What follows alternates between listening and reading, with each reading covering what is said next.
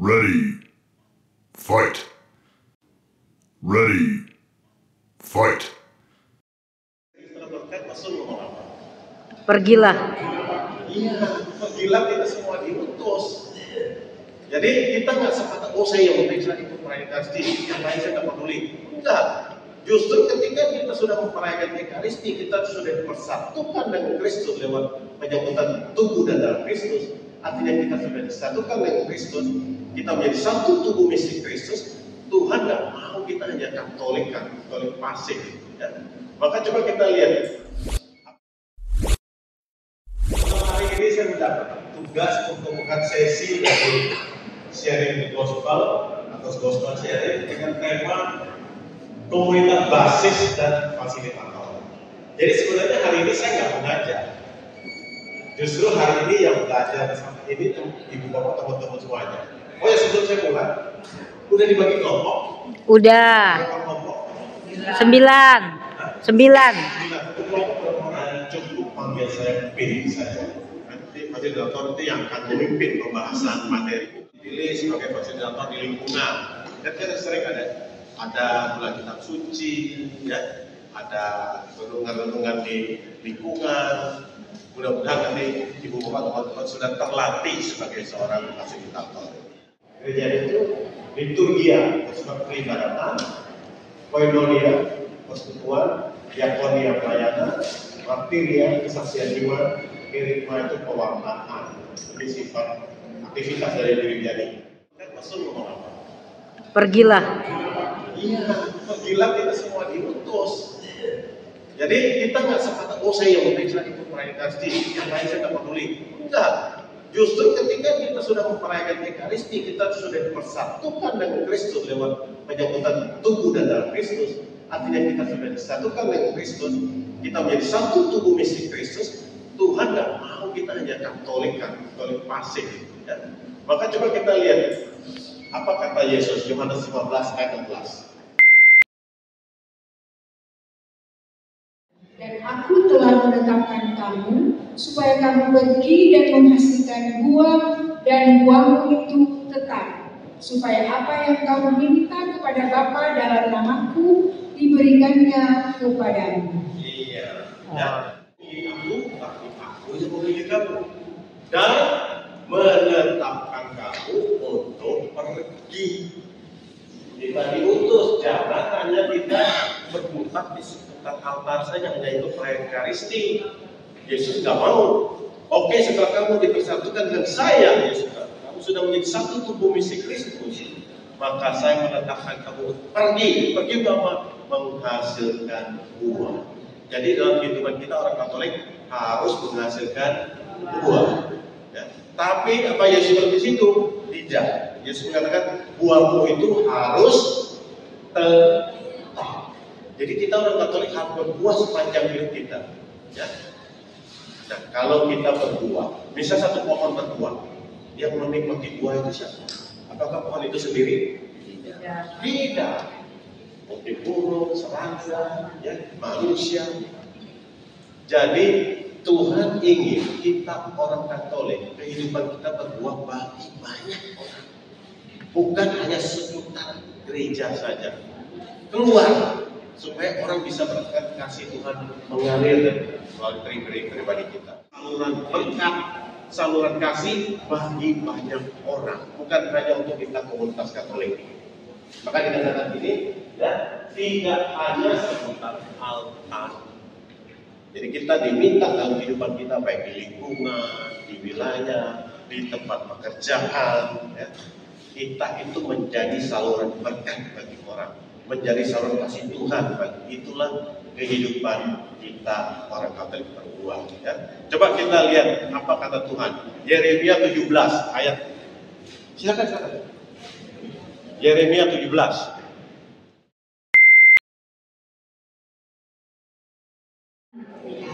Yang merambat akar-akarnya seperti batang air, dan yang tidak mengalami datangnya panas terik, yang daunnya tetap hijau, yang tidak khawatir dalam tahun kering, dan yang tidak berhenti menghasilkan buah. Betapa lihat. Ya, oke. Ya, jadi kita lihat Jadi, tapi ketika kita melaksanakan tugas pengudusan itu, kita diingatkan untuk senantiasa mengandalkan Tuhan. Tadi ya, fokusnya adalah Yesus, berpusat pada Yesus. Dalam setiap pelayanan kita harus meneladani Yesus di situ. Ya. Jadi kita mengandalkan Tuhan dalam pelayanan kita. Jangan mengandalkan kekuatan pribadi, jangan mengandalkan pikiran pribadi. Ya. Kalau kita hanya mengandalkan pikiran pribadi, kekuatan pribadi, maka kita tanda petik seringkali jatuh dalam kesombongan. Ya. Jatuh dalam ingin menonjolkan diri sendiri. Bahkan seringkali orang pelayanan, tapi dia tidak mewartakan Tuhan, tapi dia mewartakan dirinya sendiri. Dia mencari panggung dalam pelayanan itu. Itu yang Tuhan tidak mau. Maka dia kata, kita harus senantiasa berpusat pada Kristus. Dalam Yohanes 15 ayat 1 sampai 8 itu, pokok anggur, kita adalah ranting dari pokok anggur. Kita harus melekat pada pokok anggur itu supaya kita berbuah dan buah kita itu lebat. Ya. Dan satu perintah Yesus coba kita dengar ya. Matius 7 ayat 21. Berseru kepadaku, Tuhan, Tuhan, akan masuk ke dalam kerajaan surga, melainkan dia yang melakukan kehendak Bapa-Ku yang di surga. Iya, ya. Jadi Tuhan nggak mau kita hanya sekedar hartanya. Siang malam doa itu kayak ekaristi. Bukan yang berseru Tuhan itu yang masuk kerajaan surga, tapi yang melakukan kehendak Bapa-Ku. Pergilah kita semua diutus.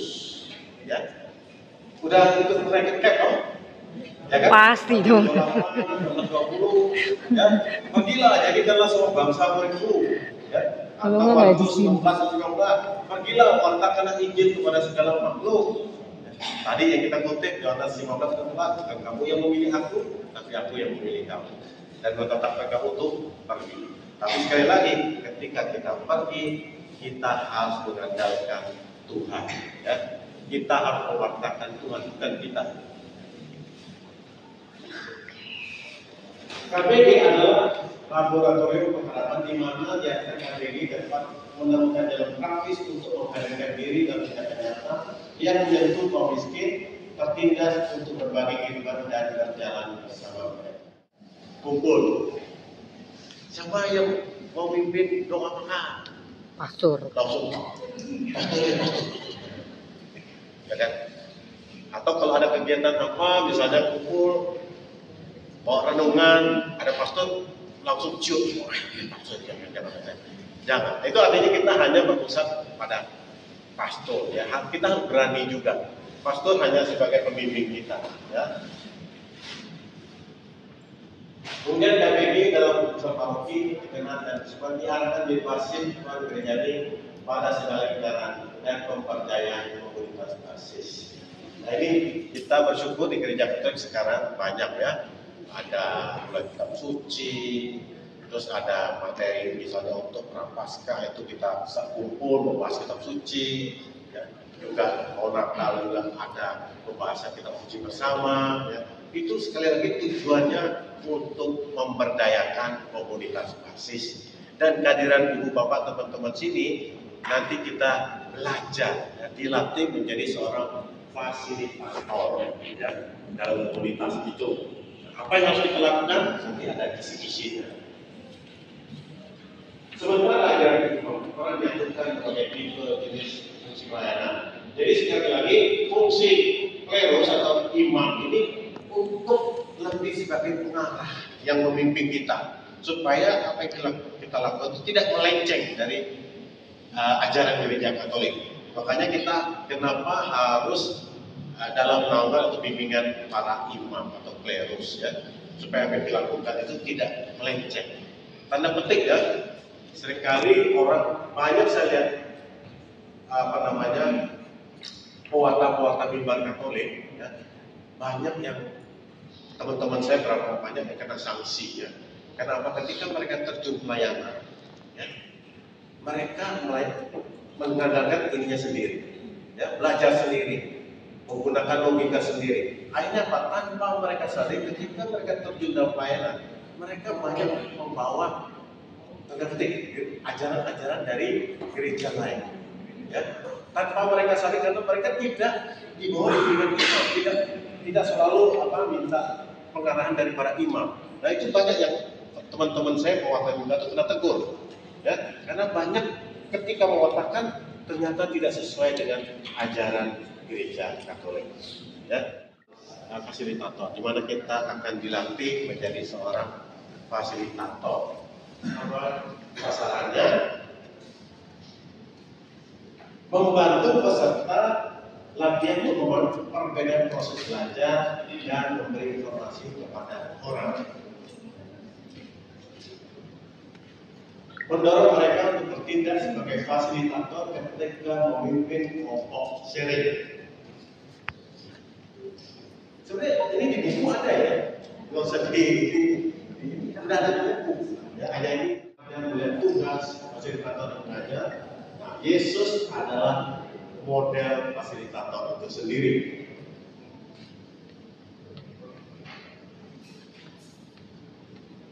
Peran fasilitator ini ada 4. Yang pertama, fasilitator tahu. Jadi aku, misal saya berperan sebagai fasilitator, saya memahami konteksnya. Tapi yang komunitas yang lain tidak memahami, maka sama memahami. Jadi fungsi fasilitator adalah sebagai moderator. Jadi kalau kamu tahu, saya tahu, maka moderator fasilitator berperan sebagai moderator. Tetapi kalau saya tidak tahu, sedangkan komunitas tahu, maka fasilitator harus berperan sebagai motivator, pemberi semangat, menyemangati. Kalau fasilitatornya tahu, sedangkan komunitasnya tidak tahu, maka fasilitator harus berperan sebagai narasumber. Dan kalau sama-sama nggak tahu, nggak ngerti, ya, fasilitator harus berperan sebagai mediator. Ya. Jangan berperan sebagai orang sok tahu, jangan ngarang-ngarang, ya. Itu. Jadi ini peran sebagai moderator, sebagai motivator, sebagai narasumber, sebagai mediator. Ya. Fasilitator KBB juga adalah pengajar atau guru, pengkhotbah atau konselor, membantu dan memampukan peserta. Nah ini penting ya, 2 peran dia, memperlancar dialog, membantu dan memampukan peserta. Kriteria fasilitator mau berusaha untuk membantu kelompok mencapai tujuannya, mempermudah proses dinamika kelompok, kemudian mendorong peserta supaya berkontribusi secara positif, kemudian terbuka cari cara yang sesuai dan kondusif, dan mempersiapkan diri dengan baik. Nah ini penting ya, jangan sampai datang fasilitatornya sampai ke satu pertemuan belum siap apa-apa, nggak tahu apa yang mau dibahas, ya itu kan kacau nanti. Jadi fasilitator penting mempersiapkan diri, ya.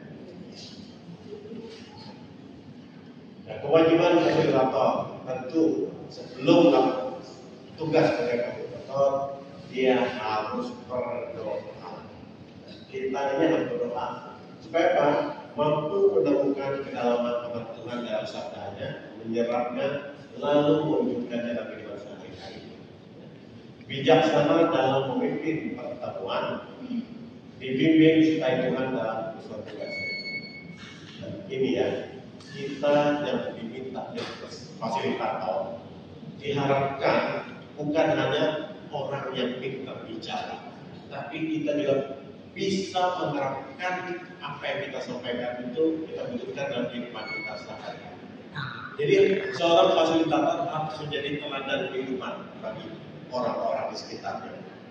Misalnya, maaf, kalau saya orangnya tanda petik suka mabok, suka berjudi, atau pulang sering malam atau pulang pagi, tetangga-tetangga pada tahu Tiba-tiba saya ditunjuk sebagai fasilitator untuk membahas kitab suci. Kira-kira apa tanggapan teman? Pasti nggak percaya, betul?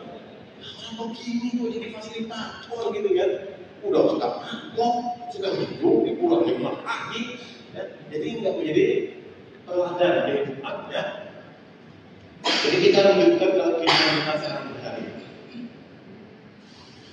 Kewajiban fasilitator persiapan mengenal dengan baik teks kitab suci yang akan dibahas, membaca, menelaah, merenungkan dan mendapat teks, dan menemukan contoh-contoh ilustrasi, contoh-contoh ilustrasi atau kesaksian yang sesuai. Satu contoh masalah, orang akan lebih gampang paham. Itu maksudnya, ya. Jadi usahakan, jadi fasilitator itu menemukan contoh-contoh ilustrasi atau kesaksian yang sesuai. Kewajiban fasilitator mengatur lalu lintas bicara. Nah ini, ya.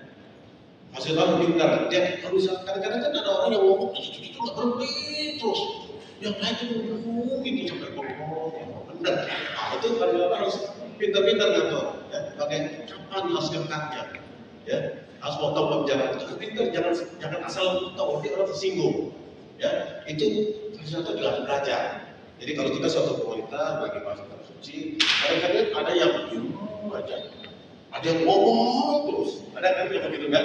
Nah, yang diam aja tuh fasilitator harus pintar bagaimana untuk ngajak dia untuk berbicara. Atau yang ngomong terus, fasilitator pintar kapan atau timing gimana caranya supaya bisa memotong bicara dia, supaya orang lain juga kebagian berbicara. Ya. Jadi mengatur lalu lintas, mengatur waktu, ya, time managementnya harus. Terus menjelaskan tema, tujuan dan metode. Jadi sekali lagi sebelum mulai pertemuan kita harus paham dulu materi itu, supaya ketika pertemuan Pastor sudah bisa memberikan kisi-kisi tema itu supaya peserta juga akan lebih paham. Ya.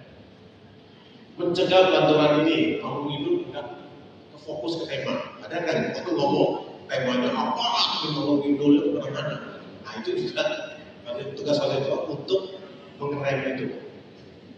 Kemudian memperhatikan, aktif mendengarkan dan berempati. Menetralisir, kalau dia berjumlah, itu tugas fasilitator. Jangan fasilitator juga masuk ke dalam debat itu, nggak boleh. Ya, justru harus menetralisir. Kemudian tugas fasilitator juga adalah menyimpulkan. Perlu dihindari dalam sering ngomong itu adalah jangan menggurui atau berkhotbah. Ya. Ini fasilitator harus lihat gitu ya, harus pintar-pintar. Ya, orang ini udah ngomongnya menggurui apa enggak, atau salah cara atau apa. Fasilitator lihat. Kemudian yang orang itu ngomongnya bertele-tele, ulang-ulang ya, nggak fokus. Itu fasilitator juga harus bisa berdebat. Kemudian memotong penyerangan, menyampaikan menyimpang di topik, mengomentari sharing, menyalahkan. Jadi ini harus diperhatikan, dia harus dihindari ya. Nah ini sekarang ada tugas fasilitator. Ya. Atau ya ini sering juga nih, ya. Kita temukan orang juga kesempatan juga pamer diri sendiri, pamer keluarganya lah, ya macam-macam. Oke. Sekarang ini latihan kita nanti. Ya. Kita akan baca ini, teks ini. Ini adalah tentang perjalanan ke Emmaus. Ini ada sedikit memang boleh. Selama itu mendukung, justru itulah peran fasilitator. Makanya tadi saya katakan peran fasilitator harus bisa mengambil tema, melihat tema yang lain di luar teks itu tadi ada ya. Nah kalau misalnya ada ayat yang lain atau konteks yang lain yang bisa mendukung, ini boleh fasilitator bisa menyampaikan itu. Itu pentingnya peran seorang fasilitator. Kalau break masuk ke kelompok masing-masing, ya untuk tadi kita membahas teks ini, ya. Kemudian kita menjadi pendengar yang baik. Setelah menjadi pendengar yang baik, kita juga jangan langsung menggurui. Jadi kita memancing mereka untuk berbicara. Apa sih yang kamu berbicara. Orang kalau tuh cerita, Yesus dengar terus ya, dengar. Nah, baru kemudian Yesus masuk pembicaraan. Seperti yang disampaikan oleh Pak Yohanes dan Yohanes tadi. Ya, Yesus kan tidak hanya bicara tentang apa yang mereka bicarakan, tapi Yesus kan mengutip, masa kamu nggak tahu? Kan sudah ditulis oleh kitab nabi-nabi tentang Yesus itu. Jadi seperti apa yang disampaikan oleh Pak Yohanes tadi, sebagai seorang fasilitator, jangan hanya fokus ke perikop yang kita baca saja. Bagaimana seorang fasilitator juga harus bisa mengambil poin atau ayat yang lain, kitab yang lain untuk bisa mendukung yang kita bahas itu, supaya orang bisa nangkep. Jadi mengerti orang, bisa membuat orang dalam suasana sukacita, ya, terus dia akan gampang cepat bergaul. Buktinya apa? Yesus di awal di 25 kan, alangkah bodohnya kamu.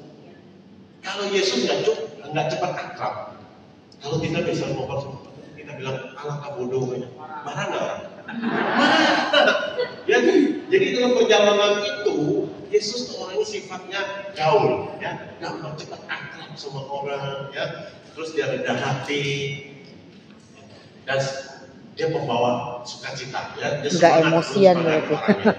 Ya. Nggak emosian. Juga kita lihat Nggak bagaimana sibuk. dia cepat akrab sama orang. Dia kan pura-pura setelah sampai, dia kan pura-pura mau meneruskan perjalanan. Ya, jangan, minum aja sama kami. Coba kalau Yesus tidak menyarankan orangnya, bisa nggak ditawarin minum? Nggak mungkin. Nah, betul.